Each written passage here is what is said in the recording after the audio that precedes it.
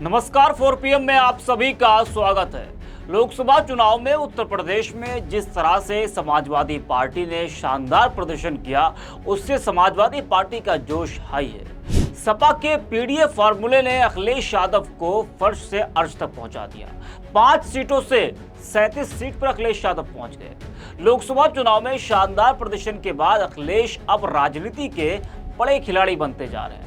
वो ऐसे फैसले ले रहे हैं जिससे विरोधियों को बड़ा झटका लगा है। जी हाँ, माता प्रसाद पांडे को नेता प्रतिपक्ष बनाकर अखिलेश यादव ने सभी को हैरान कर दिया, चौंका दिया। दलित चेहरे को नेता प्रतिपक्ष बनाए जाने की चर्चा हो रही थी, लेकिन अखिलेश यादव ने ब्राह्मण कार्ड खेलते हुए माता प्रसाद पांडे को बड़ी जिम्मेदारी सौंपी और बीजेपी को बड़ा झटका दिया। जी हाँ, अखिलेश के इस दांव से बीजेपी को बड़ा झटका लगा है।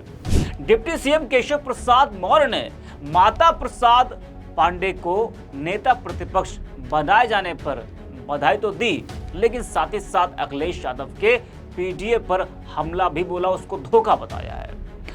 केशव प्रसाद मौर्य ने एक्स पर लिखा कि यूपी विधानसभा में नेता प्रतिपक्ष बनने पर श्री माता प्रसाद पांडे जी को बधाई। उम्मीद है रचनात्मक विपक्ष की भूमिका निभाएंगे, परंतु सपा मुखिया श्री अखिलेश यादव जी ने पिछड़ों दलितों को धोखा दिया है। सपा के पीडीए का मतलब बहुत बड़ा धोखा है। भाजपा 2027 में 2017 की विजय दोहराएगी। तो केशव प्रसाद मौर्य ने अखिलेश यादव के पीडीए को धोखा बताया, क्योंकि अखिलेश यादव ने जिस तरह से ब्राह्मण कार्ड खेला, उससे बीजेपी को डर ये सता रहा है कि कहीं ब्राह्मण वोट बैंक भी उनसे खिसक ना जाए। जिस तरह से दलित और पिछड़ों का वोट इस बार लोकसभा चुनाव में बीजेपी से छिटका है दिया। वही डिप्टी सीएम के इस पोस्ट का समाजवादी पार्टी ने भी तगड़ा जवाब देते हुए लिखा कि माननीय उप मुख्यमंत्री स्टूल वाले श्री केशव प्रसाद मौर्य जी, सुना दिल्ली में बहुत डांटे गए आपके पर कतरने जैसी कुछ खबरें सुनी हमने। आपको कोई पर ही नहीं दिया गया तो कतरा क्या गया?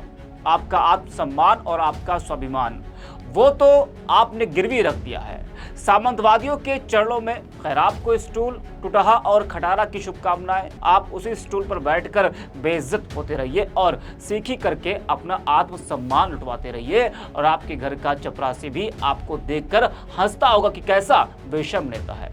इज्जत गंवाकर, चुनाव हारकर, आत्मसम्मान लुटाकर भी खीखी खीखी करके खीसे निपोरता रहता है। बाकी 2027 में समाजवादी जीतेंगे भी और सरकार भी बनाएंगे, और मौर्य, कुशवाहा, शाह के समाज समेत संपूर्ण दलित पिछड़ा समाज यानी कि पीडीए की लड़ाई भी लड़ेंगे और उन्हें उनका पूरा हक अधिकार भी देंगे समाजवादी।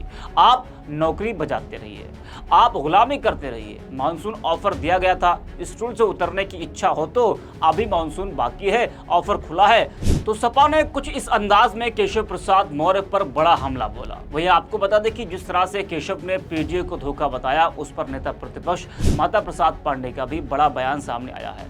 उन्होंने डिप्टी सीएम पर तंज कसते हुए कहा कि इन दिनों बीजेपी में आग लगी हुई है। डिप्टी सीएम को जवाब देते हुए माता प्रसाद पांडे ने एक बार फिर मानसून और विंटर ऑफर का जिक्र किया और कहा कि केशव प्रसाद मौर्य पिछड़ी जाति में जन्मे इसलिए नेता, मैं संघर्षों से बना नेता। मानसून ऑफर और विंटर ऑफर राष्ट्रीय अध्यक्ष तय करेंगे। बीजेपी के भीतर आग लगी हुई है इस समय। बता दें कि पिछड़ा, दलित और अल्पसंख्यक यानी कि पीडीए के बूते समाजवादी पार्टी प्रमुख अखिलेश यादव ने उत्तर प्रदेश में भारतीय जनता पार्टी को वो चोट दी जिसका दर्द लंबे समय तक रहेगा। अब अखिलेश यादव ने बीजेपी को घेरने का नया प्लान जो बनाया है, उससे बड़ा झटका लगा है। इस प्लान के तहत पहला पत्ता फेंकते हुए उन्होंने सपा के वरिष्ठ विधायक माता प्रसाद पांडे को विधानसभा में नेता प्रतिपक्ष बनाया। ब्राह्मण चेहरे को अपनी कुर्सी देकर अखिलेश यादव ने इस दांव के जरिए एक तीर से 2 निशाने साधने की कोशिश की। उनका पहला निशाना मुख्यमंत्री योगी आदित्यनाथ है। दरअसल यूपी की सियासत में ठाकुर और ब्राह्मण समाज को दो धुरी और एक दूसरे के कट्टर विरोधी के तौर पर माना जाता रहा है, खासकर पूर्वांचल में। अखिलेश का दूसरा निशाना बीजेपी के वोट बैंक पर है। ब्राह्मण समाज को बीजेपी का कोर वोटर माना जाता रहा है। हालांकि ये वोटर 2007 में बीजेपी से छिटका और बहुजन समाज पार्टी के पाले में गया तो मायावती ने राज्य में सरकार बना ली थी। उत्तर प्रदेश में यूं तो 12% ब्राह्मण वोटर्स हैं, लेकिन इनका प्रभाव अपनी संख्या से कहीं ज्यादा है। लेकिन अब ये बीजेपी का कोर वोट बैंक बन गया है, जिस पर अखिलेश यादव सेंधमारी करते हुए नजर आ रहे हैं, जिससे बीजेपी की बौखलाहट साफ दिखाई दे रही है। इस वीडियो में इतना ही। आप देखते रहिए 4 PM।